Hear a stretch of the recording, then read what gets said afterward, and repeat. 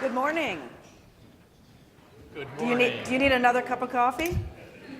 There is back there. So we expect you guys to be clear and present and interactive today.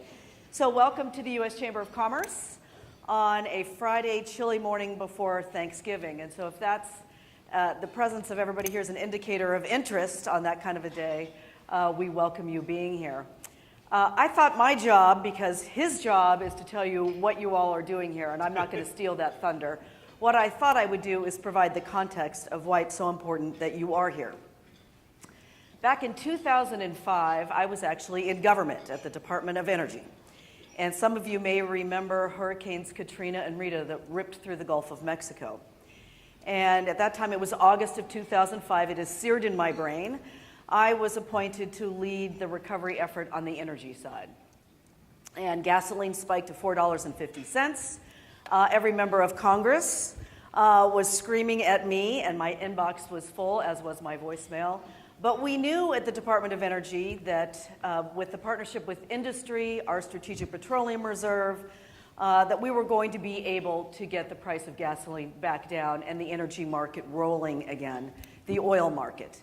And indeed, by the time that the first snowfall had fallen, gas prices had returned to that normal. Obviously today, there's a new normal and gas prices are much lower. So we knew that and we had confidence. What we didn't know was what we were going to do about natural gas. We knew winter was approaching. We knew that Europe was experiencing a huge drought. And we needed to find more natural gas because we didn't have any excess capacity here in the United States. And we didn't know where we were going to get it, with Europe sapping every single excess cargo that there was out on the market. So I found myself on airplanes going to every single place you will never go on vacation looking for natural gas. I also found myself expediting the permitting of LNG import facilities. And now fast forward to 2017, and here we are trying to permit and are permitting export facilities, and we indeed have seen LNG cargoes go to far places around the world.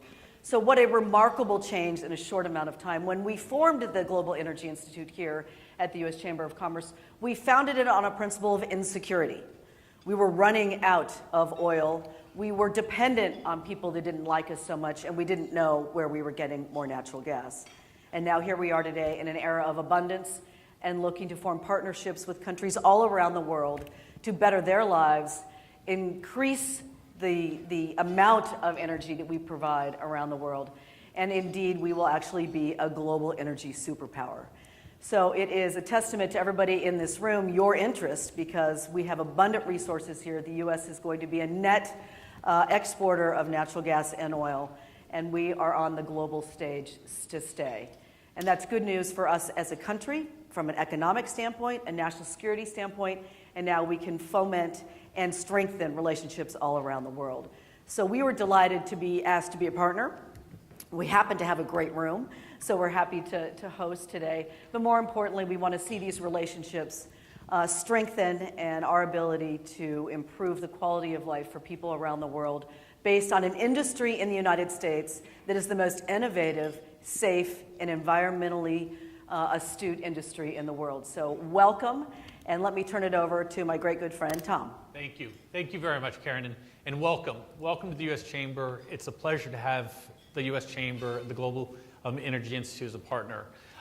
This is where Karen was talking, is where USTDA and this gas initiative steps in, is the market today is totally different. We're now exporting.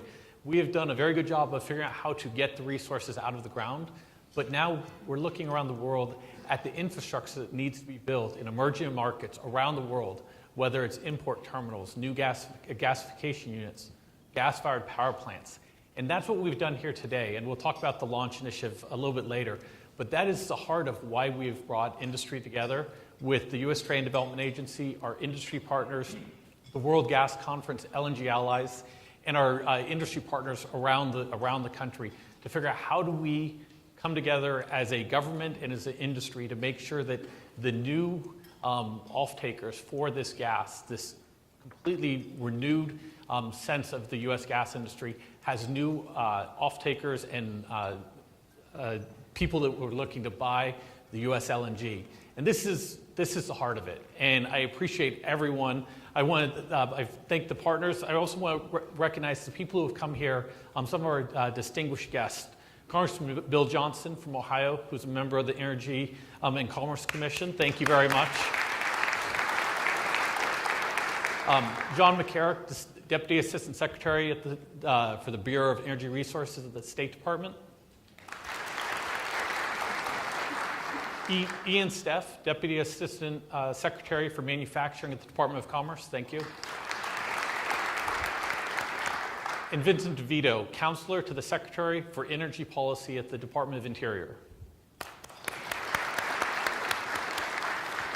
And then this really couldn't happen without the industry partners. This event really started in my office maybe about a month and a half ago with our staff and Jay Copen, who's the Executive Director of the 27th World Gas Conference, where we talked about how do we launch this, how do we bring industry together. So thank you, Jay, for your partnership. And lastly, I want to thank all of our partners, the industry, the distinguished guests who have come here together with us today to figure out a way to launch this initiative to find new markets, new customers, and new opportunities around the world. So thank you all for being here. With that, I want to introduce our keynote address this morning, the Undersecretary of Department of Energy, Mark Menez. Mark was Vice President for Federal Relations at Berkshire Hathaway Energy.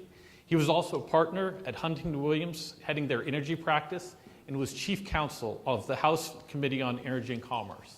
Before joining the committee, he was Vice President for Central and Southwest Corporation, and upon its merger with American Electricity Power Company, he served as Vice President and Associate General Counsel. He's a double graduate from LSU. So with that, I'd like to introduce Undersecretary Menez.